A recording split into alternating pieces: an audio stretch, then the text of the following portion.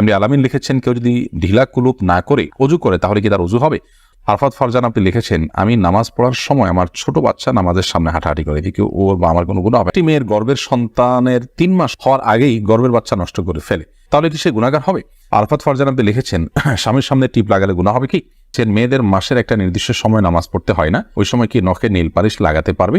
অজু করে আয়না দেখলে অজু ভেঙে নামাজের সিজদা করতে গেলে ছোট বাচ্চা সিজদার জায়গায় বসে থাকলে কোথায় সিজদা দিব? পরিবারের সদস্যদের সঙ্গে শান্তি বজায় রাখার জন্য ছোট ছোট মিথ্যা বলা যাবে কিনা? ফরজ নামাজ শেষে বৈঠকে দুরূদ শরীফ পড়া শেষ করার পূর্বেই ইমাম সালাম ফিরিয়ে ফেললেন, সেক্ষেত্রে আমার করণীয় কি? আমার ছেলে 5 দিনের হায়াত নিয়ে দুনিয়াতে এসেছিল, আমার সন্তান কি আমার জন্য সুপারিশ করবে আল্লাহর কাছে?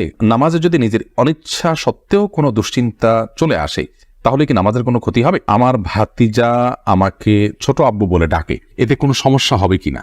আমার মামাতো বোন আমার বয়সে 5 মাসের বড়, আমি কি তাকে বিয়ে করতে পারবো? আমি একজনের কাছ থেকে কিছু টাকা ধার নিয়েছিলাম, তার সাথে আমার যোগাযোগ নেই, যোগাযোগ কোনোভাবেই আর করা সম্ভব নয়, এখন আমি কি করতে পারি? প্রেম করে বিয়ে করেছি, হারাম সম্পর্ক করেছি, এখন কি করলে আল্লাহ আমার সংসার জীবনকে সুখের করবে?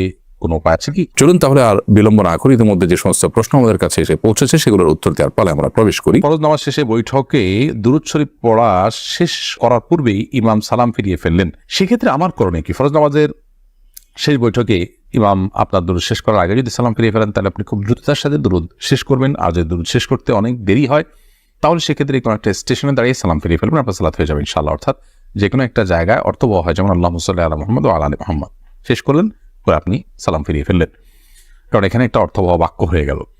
আর যদি শেষের দিকে থাকেন তাহলে দ্রুততার সাথে শেষ করে তারপর আপনি সালাম ফিরিয়ে ফেলবেন। এমনি আলামিন লিখেছেন, কেউ যদি ঢিলা কুলুপ না করে অজু করে তাহলে কি তার অজু হবে? যদি পেশাবের পর পানি ব্যবহার করেন তারপর আর পানি ফোটা পেশাব ফোটা না বাইর হয়, অজু হয়ে যাবে, ঢিলা করা তার জন্য ফরজ ওয়াজিব নয়। আর যদি আশঙ্কা থাকে তাহলে সেক্ষেত্রে আশঙ্কা দূর করা পর্যন্ত তিনি অপেক্ষা করা বা যেভাবে হোক এটা করা উচিত, তবে ঢিলা কুলুপ না করে পানি ব্যবহার করলেও পবিত্র হয়ে যাবেন, অজু করলে নামাজ হয়ে যাবে। নামাজে যদি নিজের অনিচ্ছা সত্ত্বেও কোনো দুশ্চিন্তা চলে আসে তাহলে কি নামাজের কোনো ক্ষতি হবে?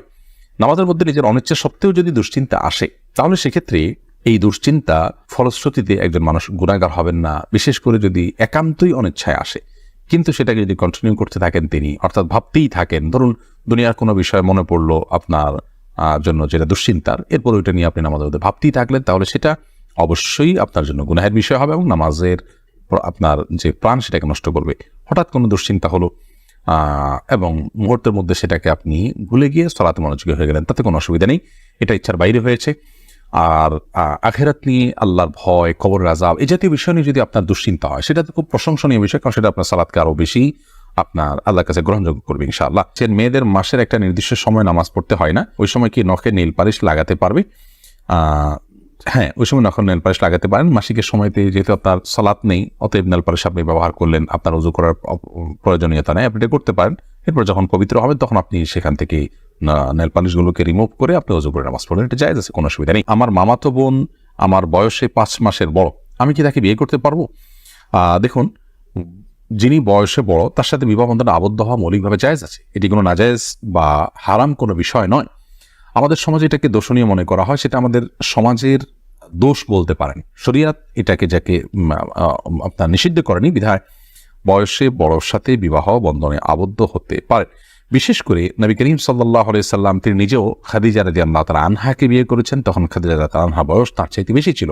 এখান থেকে বোঝা যায় নিজের চাইতে বয়সে বড় কাউকে বিয়ে করাটা শরিয়াত দৃষ্টিকোণ থেকে মৌলিকভাবে অনুমোদিত, এটাকে দোষণীয় মনে করাটা বরং দোষের বিষয়। আমাদের শরিয়াতে এত ফ্লেক্সিবল রেখেছে বিষয়গুলোতেই, অথচ আমরা সেগুলোকে অনেক বেশি আপনার সংকুচিত করে ফেলছি এবং যার ফলশ্রুতিতে নানা রকমের অপরাধ প্রবণতা কিন্তু আমাদের সমাজে বেড়ে চলেছে। আমার ছেলে 5 দিনের হায়াত নিয়ে দুনিয়াতে এসেছিল, আমার সন্তান কি আমার জন্য সুপারিশ করবে আল্লাহর কাছে? বল, আপনার সন্তান আল্লাহর কাছে ইনশাআল্লাহ বিদিন আপনার জান্নাতের পথকে সুগম করবে কিয়ামতের ময়দানে, এবং এ ধরনের সন্তান বাবা মার জন্য জান্নাতে অপেক্ষা করবে, এরকম বিভিন্ন বর্ণনা পাওয়া যায়। যদি আপনি সবর করতে পারেন, আল্লাহ তাআলা আপনাকে সবর করার তৌফিক দান করুন, উত্তম বিনিময় দান করুন। আরফাত ফারজান আপনি লিখেছেন, স্বামীর সামনে টিপ লাগালে গুনাহ হবে কি?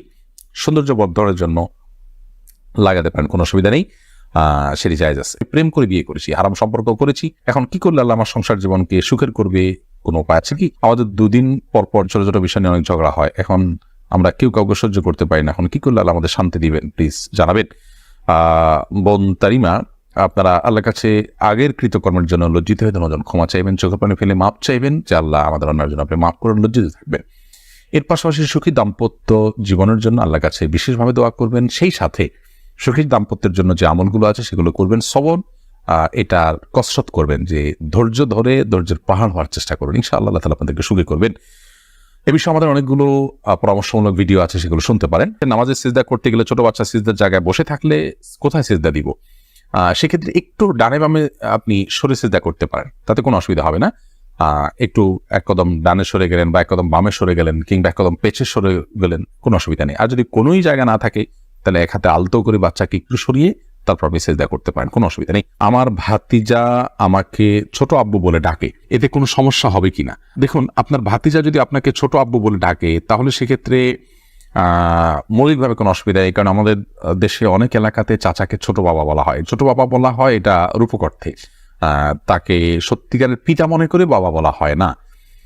মানে আম্মুর রাজুল ইসলাম ওয়াবি, একজন কারোর চাচা তার বাবার মতোই অনেকটা শ্রদ্ধার জায়গা থেকে এবং অন্য অনেক দিক থেকে সেই জায়গা থেকে তাকে ছোট আব্বু বলার যে প্রচলন আছে, এই প্রচলনটা আপনার রূপক অর্থে বলা হয়, সেই অর্থেই প্রচলনটা আছে, যার কারণে এটাতে আপনার বাপ নয় তাকে বাপ ডাকার যে অপরাধ, সে অপরাধ বা সে গুনাহ এখানে হবে না, কারণ ওই উদ্দেশ্যে কেউ বলেও না এবং বাবা হিসেবে গণ্য করে না। একটি মেয়ের গর্ভের সন্তানের 3 মাস হওয়ার আগেই গর্ভের বাচ্চা নষ্ট করে ফেলে, তাহলে কি সে গুনাহগার হবে? গর্ভের বাচ্চা নষ্ট করা সর্বাবস্থায় অপরাধের কথা, কিন্তু যদি সন্তানের মধ্যে হার্টবিট বা প্রাণ সঞ্চারিত হওয়ার আগেই আপনার কোনো এমন ওজরের ভিত্তিতে সেটি নষ্ট করা হয় যে ওজরটি শরীয়গ্রাহ্য, যেমন তার ফলশ্রুতিতে মার শরীর বা জীবনের মধ্যে হুমকি আছে বা বড় কোনো বিপদ হতে পারে বা বড় কোনো সমস্যা আছে, এরকম কোনো ওজরের ভিত্তিতে যদি এটা করে তাহলে সেটা ক্ষেত্র বিশেষে ওজরের উপর নির্ভর করে সেটা জায়েজ হতে পারে। আর এমনিতে মনে চাইলো আর সন্তান নষ্ট করে ফেললো সামান্য ঠনক অজুহাতের ভিত্তিতে, এটি জায়েজ হবে না, এর ফলশ্রুতিতে মানুষ গুনাহগার হবে। পরিবারের সদস্যদের সঙ্গে শান্তি বজায় রাখার জন্য ছোট ছোট মিথ্যা বলা যাবে কিনা? ছোট ছোট মিথ্যা আর বড় বড় মিথ্যা, মিথ্যা সর্বাবস্থায় ঘৃণিত এবং জঘন্য অপরাধ, এটি মৌলিকভাবে করা যাবে না। তবে দুজনের মধ্যকার বিবাদ মেটাবার জন্য যদি মিথ্যা বলতে হয়, একজনের কাছে গিয়ে অন্যজনের ব্যাপারে ইতিবাচক কথা, এমন কোনো কথা বলা যাতে করে তাদের মধ্যে সম্পর্কটা জোড়া লাগে, তো সেটাকে শরিয়া জায়েজ রেখেছে। পরিবারের সদস্যদের মধ্যে যদি এরকম কোনো পরিস্থিতি তৈরি হয় তাহলে সেক্ষেত্রে ওই ধরনের মিথ্যা কথা বলা জায়েজ আছে। এছাড়া আপনি খেয়াল খুশি মতো আপনি মিথ্যা বললেন পরিবারের সদস্যদের মধ্যে, তথাগত শান্তি বজায় রাখার জন্য এটি জায়েজ নয়, বরং সত্যবাদিতার অভ্যাস আমাদের মধ্যে গড়ে তুলতে হবে। মিথ্যা আজ আমাদের রন্ধ্রে রন্ধ্রে ঢুকে গেছে, যার কারণে আমরা আমাদের কেনাকাটা, আমাদের কাজকাম, আমাদের শিক্ষা জীবন, আমাদের শিক্ষকতার জীবন, আমাদের কর্মজীবন, আমাদের জীবনের প্রতিটা ক্ষেত্রে আজ মিথ্যার সয়লাভ হয়ে গেছে। এই জায়গায় পরিবারের শান্তি বজায় রাখার নাম দিয়ে আবার তথাকথিত ছোট ছোট মিথ্যা বলার বিষয়টি কখনো অনুমোদিত হতে পারে না। আরফাত ফারজান আপনি লিখেছেন, আমি নামাজ পড়ার সময় আমার ছোট বাচ্চা নামাজের সামনে হাঁটাহাঁটি করে, এতে ওর বা আমার কোনো গুনাহ হবে না? এতে গুনাহ হবে না। অজু করে আয়না দেখলে কি অজু ভেঙে যায়? না, এতে কোনো অজু ভাঙে না। আমি একজনের কাছ থেকে কিছু টাকা ধার নিয়েছিলাম, তার সাথে আমার যোগাযোগ নেই, যোগাযোগ কোনোভাবেই আর করা সম্ভব নয়, এখন আমি কি করতে পারি? আপনি যদি তার সাথে যোগাযোগের কোনো সুযোগ না থাকে এবং যোগাযোগের কোনো সম্ভাবনা না থাকে, তাহলে সেক্ষেত্রে ওই টাকাটা কোনো গরিব দুঃখীকে দান করে দিবেন তার তরফ থেকে, অর্থাৎ তার তরফ থেকেই ডোনেশন করে দিলেন, দান করে দিলেন, সবটা তার আমল নামায় যুক্ত হলেন, মাধ্যমে ইনশাআল্লাহ আপনি দায়মুক্ত হওয়ার চেষ্টা করতে পারেন।